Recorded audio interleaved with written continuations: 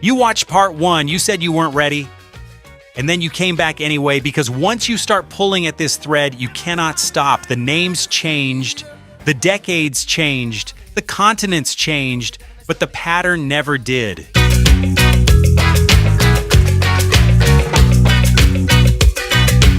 Someone in a small studio in Kingston, or a community hall in Trenchtown, or a dance hall session in Spanish Town made something real, something rooted, something honest, and then the machine got hold of it.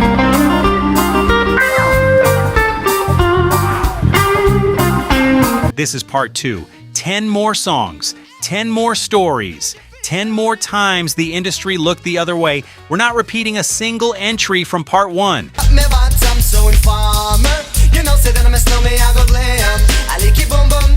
Because the list is that long. Stay until number one, because this time the biggest name on the list isn't a reggae artist at all.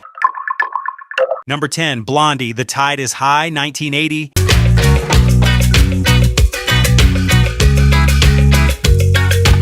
Close your eyes, you know this song.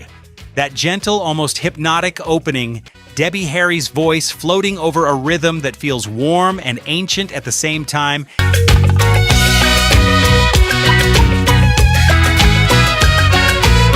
It went to number one in the UK and the United States. It's one of the defining pop records of the early 80s. It made Blondie global superstars.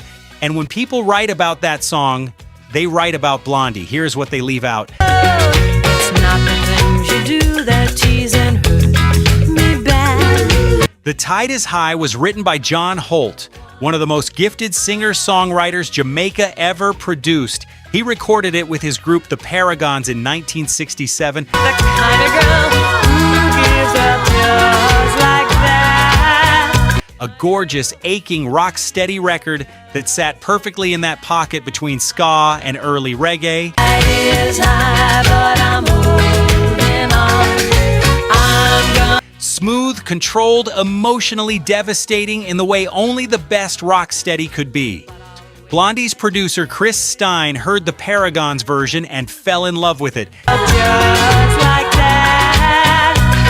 Oh no. They adapted it, stripped out some of the original's weight, polished it into a new wave pop record, and released it on Chrysalis Records.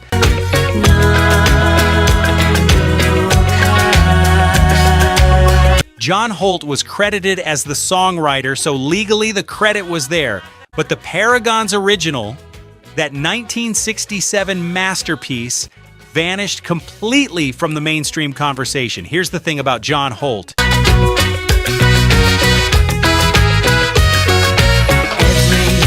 He was extraordinary. His solo work, records like A Love I Can Feel and many others, placed him among the finest vocalists in Jamaican music. He deserved a global audience on his own terms.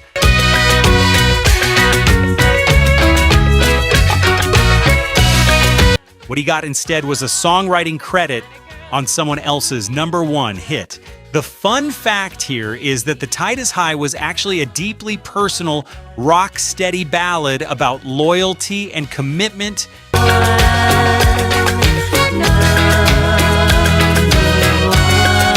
Blondie's version keeps the words but loses the weight.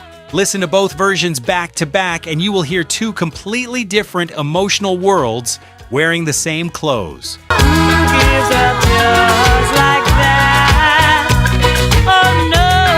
John Holt passed away in 2014. The world mourned a legend, but most of that world first heard his words through somebody else's mouth. Number 9, Eric Clapton, I Shot the Sheriff, 1974.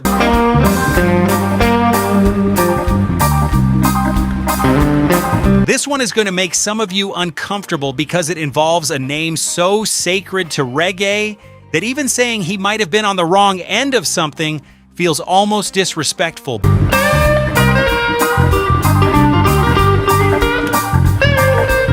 Bob Marley wrote, I Shot the Sheriff. He recorded it with the Wailers and released it on the Burnin' album in 1973. It's a brilliant, layered piece of writing. Say a story about a man defending himself against corrupt authority, written in the language of the Jamaican countryside, full of biblical undertone and political fire. Say they want to bring me in guilty. Then Eric Clapton, the British rock guitar legend, covered it in 1974, and his version went to #1 in the United States. #1, Bob Marley's original, never got close to the American Top 40 at that point. For the killing of a deputy. For the life of a deputy. Now here's where it gets complicated, because the story is told in two different ways depending on who's telling it. Some say Clapton's cover was actually good for Marley.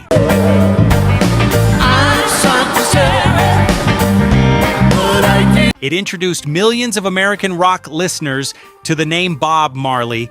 It generated songwriter royalties. Marley himself reportedly said the cover made him enough money to buy a house. But there's another way to read this story.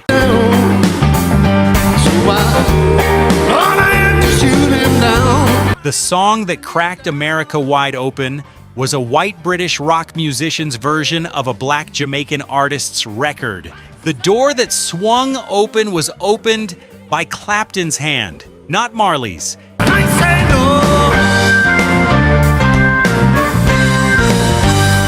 And every subsequent radio programmer and record executive who decided that Marley's music was acceptable to mainstream America was making that decision in the aftermath of Clapton's hit, not Marley's album. If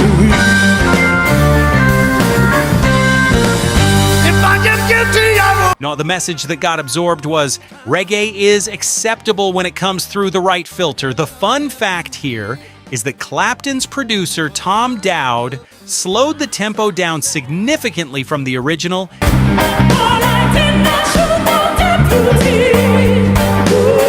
giving it that long, swaying rock feel.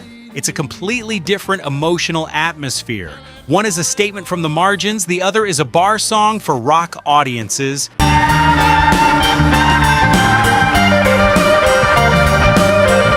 Both are brilliant, but only one of those artists had to wait for the other's success before being taken seriously. #8, Snow, Informer, 1992.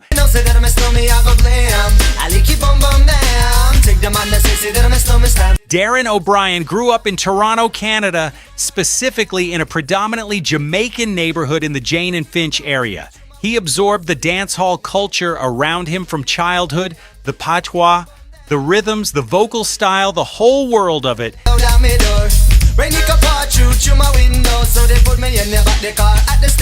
Then he made a record under the name Snow and called it Informer. It was released in 1992. It reached #1 in the United States and multiple other countries. It spent several weeks at the top of the Canadian charts. And the one that is snow. Together we all have a Mr. Tornado Informer. You know, say that I'm a snow. It is one of the best-selling singles of the 1990s. Informer sounds to any ear familiar with Jamaican music like dancehall, the rapid-fire patois vocal delivery, the rhythm pattern.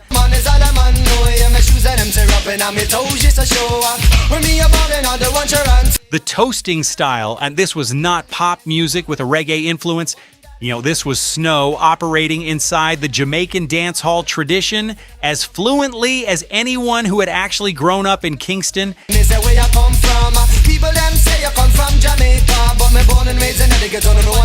And therein lies the complexity. Snow was not Jamaican. He was a white kid from Canada. He did not invent the vocal style, the patois,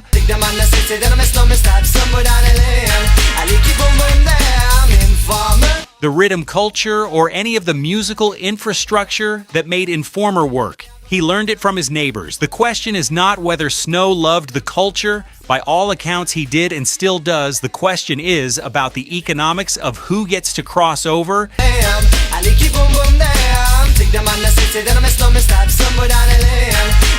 Dozens of actual Jamaican dancehall artists were making music in exactly that style at exactly that moment. Very few of them got the radio play. Yes, she jungling Ari. Everywhere me go, me never left for a tally. You say that it's no me at the ram. The major label push or the chart positions that a white artist from North America could access almost automatically. The song worked. You know, the story of who it worked for is more complicated.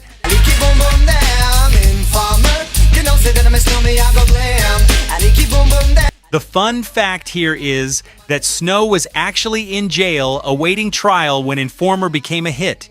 He recorded the song before his incarceration and heard it become a global phenomenon.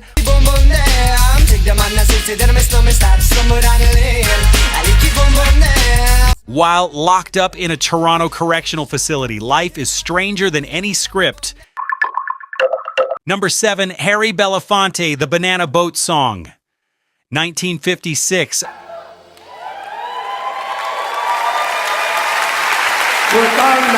I want you to understand the scale of what we are talking about here. The Banana Boat Song, Day-O, is one of the most recognizable pieces of music in the 20th century.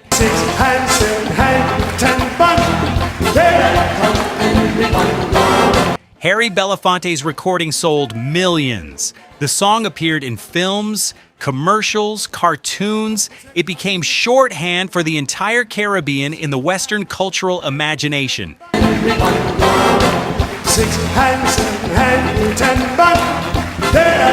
It made Harry Belafonte an international superstar, and it came from the Jamaican working class. The song is rooted in the tradition of the Jamaican dock workers, the men who loaded banana boats on the Kingston waterfront,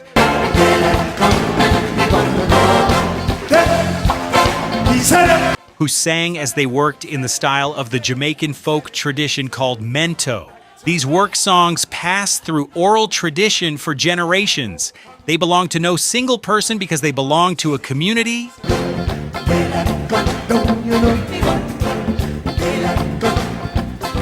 Was Belafonte, born to a Jamaican mother and raised partly in Jamaica, drew deeply from this tradition.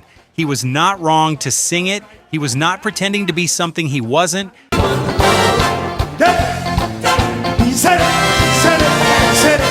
But what he had that the Jamaican dock workers who gave the world this sound never had was a major American record label, national television access, and a music industry that was willing to sell Caribbean folk music to white American audiences when it came packaged in the right way.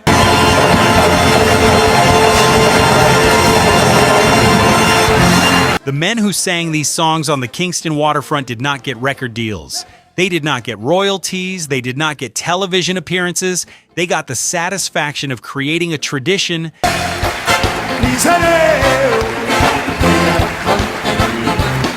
that eventually reached the whole world and through someone else's voice. The fun fact here is that the Banana Boat Song's specific structure in the call and response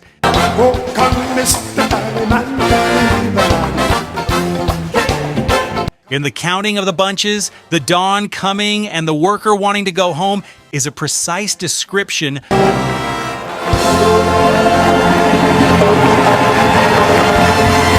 of actual night shift labor on the banana docks. This is not a metaphor. This is a worker's diary set to music. Number 6, Millie Small, My Boy Lollipop, 1964.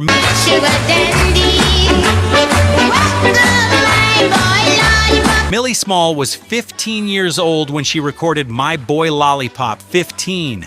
She was discovered in Jamaica, brought to London by Chris Blackwell of Island Records, and the record she made became one of the biggest hits in British pop history.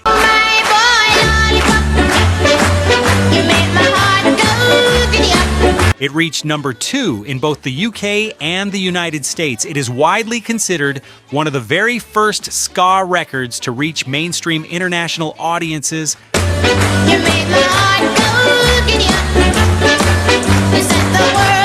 A landmark moment for Jamaican music going global.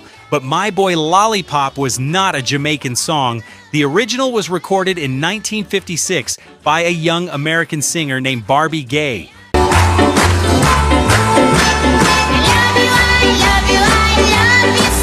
It was an R&B track, up-tempo, and bright. It got modest attention in the United States and then, as these things often went, disappeared. Millie's version, reimagined as ska with that infectious bounce,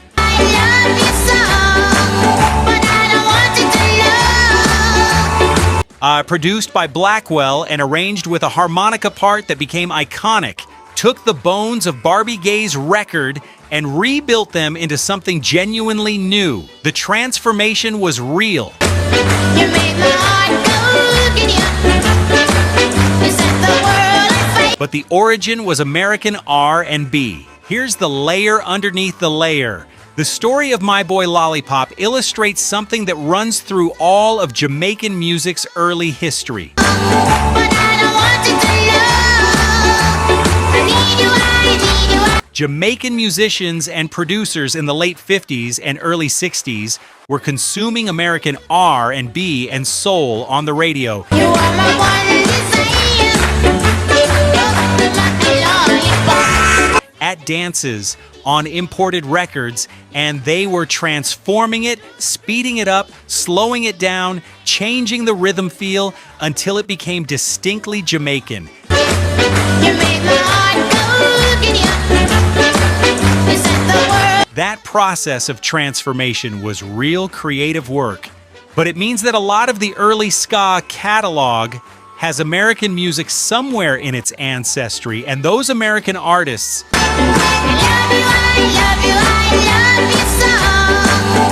but many of them black, got very little acknowledgement of that lineage. Barbie Gay's name is almost entirely unknown. Millie Small's version is in the history books.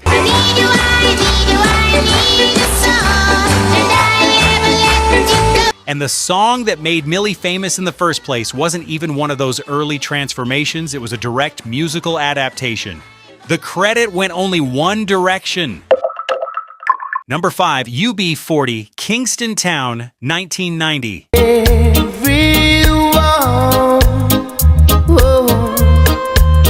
I know, UB40 were already in part 1 with Red Red Wine, but this is not a story about one band making one mistake. With Kingston Town, And now I am the same pattern repeated, and this time it's personal because of who the original artist was and how his story ended. Lord Creator. Born Kendrick Patrick in Trinidad in 1940, he moved to Jamaica and became one of the most beloved figures in early Jamaican popular music. His voice was tender, in Kingston Town. warm, unhurried. He recorded Kingston Town in 1970, and it became a beloved classic in Jamaica, a hymn to the city, to its beauty, and its heartache, to the way a place can live inside a person long after they've left it. Kingston Town, the place I long to be. The song stayed in Jamaica. Lord Creator never broke internationally. He struggled financially. And there are accounts of him in later years living in poverty.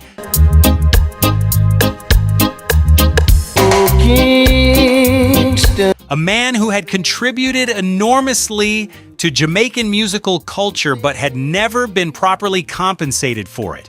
UB40 recorded Kingston Town in 1990, released it on Virgin Records, and it went to number 4 in the UK. Lord Creator received a writing credit.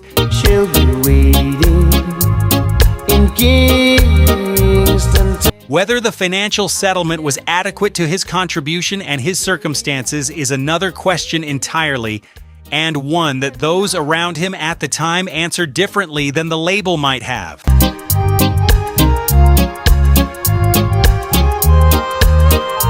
The fun fact here is that UB40 genuinely loved the original. They were consistent about crediting their sources and publicly honored Lord Creator as a great artist. Their affection was real, but affection and justice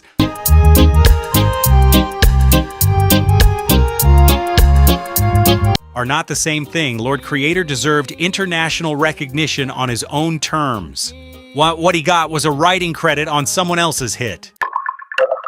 Number 4, Sublime, What I Got / The Whole Career. Yeah, never take a small example, take a had the battle with no bulletproof. Did it from me. Mid-1990s. This one is different in format because the story is not about a single song. It's about a band whose entire identity was built on Jamaican and Caribbean music, and what that means when the band in question is 3 white kids from Long Beach, California.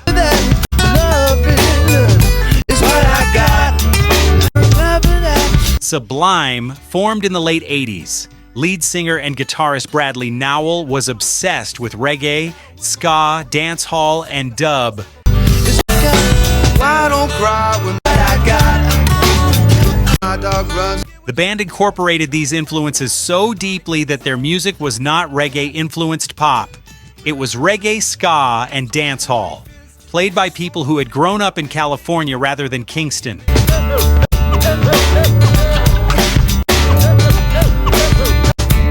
Their biggest songs leaned heavily on existing Jamaican musical vocabulary. They covered and sampled Jamaican artists, including Barrington Levy, I said, remember, it's what I got.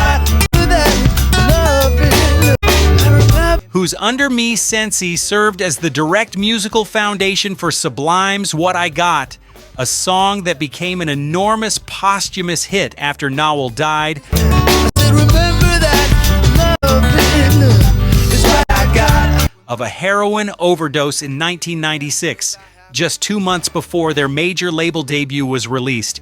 Barrington Levy was one of the most important voices in Jamaican music in the 80s, a singer of real depth. Don't get angry at the bills I have to pay. I don't get angry when my mom smokes. Hits the and power, who built a genuine career. The sample from his work sits at the heart of what became one of the most played rock radio songs of the late 90s. hits the bottle and goes right to the road. Hit and fight, it's all the same.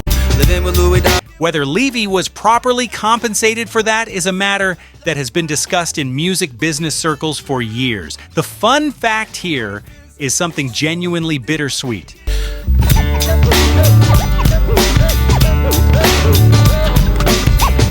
Sublime's posthumous fame was so enormous that Barrington Levy's original recording reached new audiences because of the connection. Some people heard Levy for the first time because they went looking for the source of the Sublime sound. The same. Living with Louis Dog's the only way to stay sane. Let the loving come back. The music found its way back around, but the money didn't always travel in the same direction. Number 3, Dave and Ansel Collins' Double Barrel, 1971. Sounds of soul. I am Double Barrel reached number 1 in the United Kingdom in 1971. Let me say that again. A reggae record went to number 1 in Britain in 1971. Not a pop song with reggae influence, a proper reggae record sounding like it was recorded in Kingston, because it was.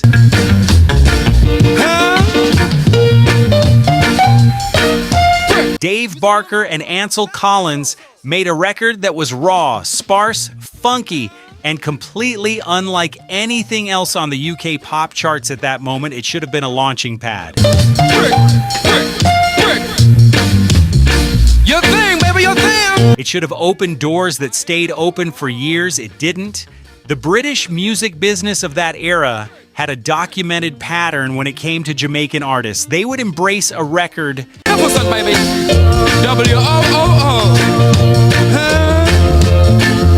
when it charted. They would book the artists for television appearances, ensure the single sold, collect the revenue, and then when the moment passed, the structures that would have sustained a long-term career. Work it on me one time now.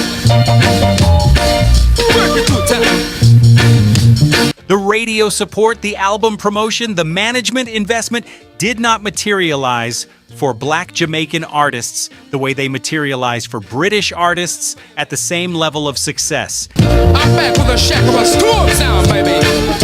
Work it out now. Huh? Dave Barker and Ansel Collins had a number 1 record. They should, by the logic of the music business, have become stars. Instead, Double Barrel remains a fascinating historical footnote.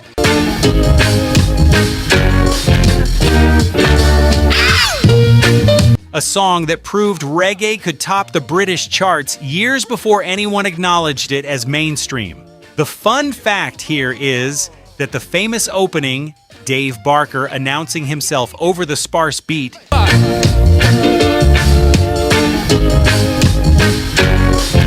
was apparently almost improvised. The rawness that made it sound so unlike commercial pop was not a calculated decision. It was just how they made music. I am the magnificent, baby. W-O-O-O. And that authentic quality was exactly what caught the public's ear and exactly what the industry had no framework for sustaining. Number 2, Desmond Dekker, The Israelites, 1969. So that When people tell the story of reggae going global, they usually start with Bob Marley, but Bob Marley was not the first. Desmond Dekker was say for the Israelite, but look, hey.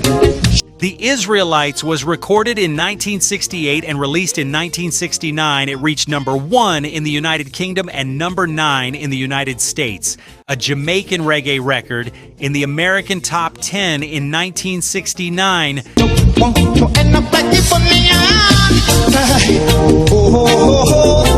Before Bob Marley was a household name in England, let alone America, Desmond Dekker did something that should have permanently changed his life. It didn't, not financially. Not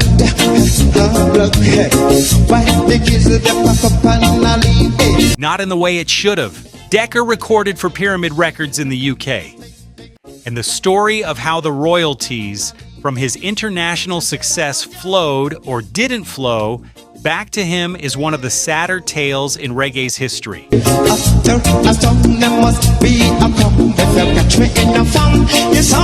He reportedly struggled with money for significant parts of his later life. A man who had put Jamaican music on the map of Western popular culture, who had opened a door that everyone else walked through,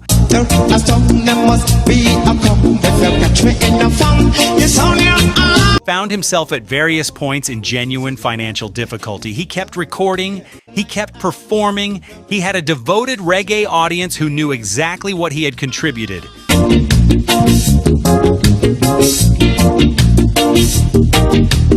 But the mainstream that briefly held him up in 1969 did not hold him up for long. Here's the thing that gets me about Desmond Dekker. The Israelites is a song about poverty and struggle and the desperation of a man trying to provide for his family.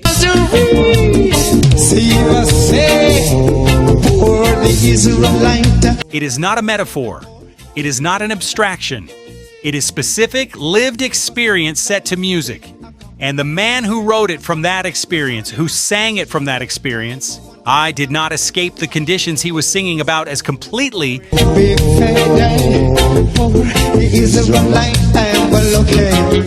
as his success should have allowed him to.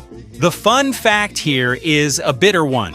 The Israelites got a second wave of popularity when it was used in a Maxell cassette tape commercial in the United States in the mid-70s, a song about Jamaican poverty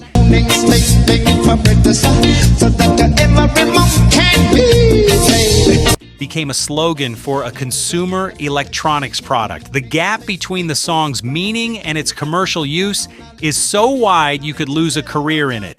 Dekker may well have. All right, C-Trends fam, let's keep it real.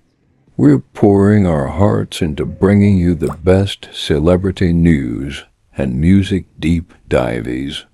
What? Check it. A massive 98% of you aren't subscribed yet. Subscribing is how you can truly support us, helping us grow and create even better content.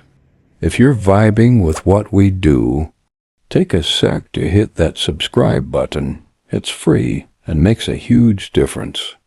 Plus, ring that notification bell so you never miss out. Let's flip that 98% and build this C-Trends family together. Your support is everything. Number 1, Studio One Records, the entire catalog, the whole system.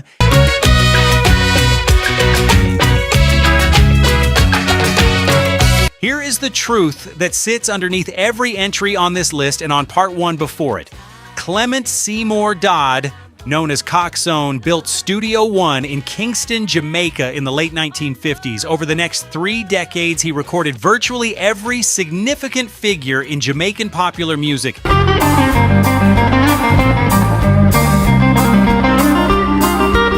Bob Marley and the Wailers, Burning Spear, the Heptones, Delroy Wilson, Jackie Mittoo, Alton Ellis, Ken Booth, Horace Andy, Dennis Brown in his early years.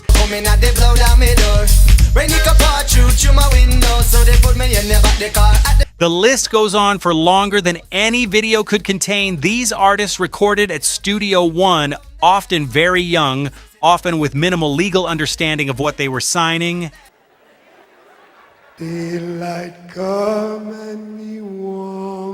Contracts, when they existed, were frequently weighted heavily in the label's favor. The artists recorded prolifically for minimal upfront payment, sometimes for little more than studio time and a small fee.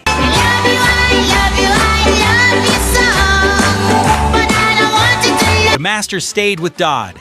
Those recordings have been licensed, reissued, compiled, sampled, and sold continuously from the 1960s to the present day.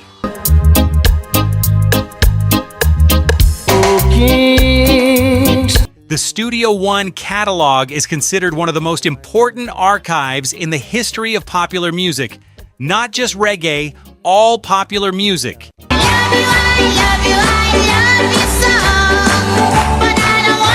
Major international labels, documentary filmmakers, fashion brands, and advertising agencies have drawn from it for 6 decades. Many of the artists who made those recordings saw very little of the ongoing commercial value. Too much, I like it, huh? Hey. Some received nothing after their initial session fees. The legal frameworks that govern modern music rights, the concept of artists retaining ownership, the right to renegotiate contracts, the transparency around licensing income. I would give it away just to see the girl. None of that existed for a young Jamaican musician walking into Kingston in 1963. This is not only Coxsone Dodd's story, though he is central to it. It is the story of every recording studio in Kingston in that era that operated under similar conditions.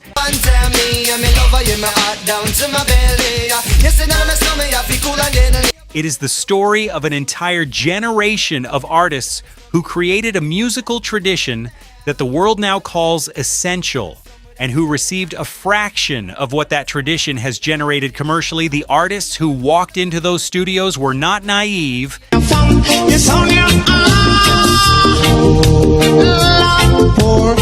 They were making calculated choices in a world with very limited options. They wanted to record. They wanted to be heard. The conditions available to them were the conditions of their time and place. You cannot simply assign villainy to one man or one label.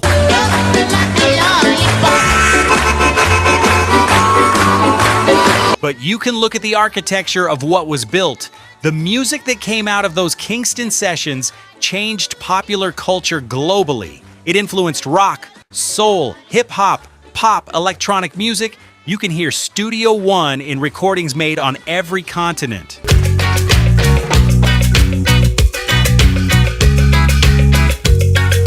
The roots of the tree run everywhere, and the people who planted it, who watered it in those early years, who gave everything to make that music real. Most of them are not rich. Some of them are gone without the recognition they deserved.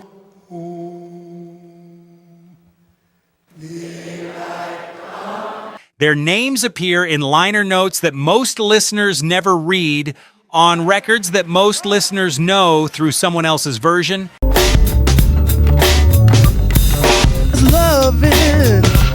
That is not an accident. That is a system. And now that you know the system exists, you cannot unhear it.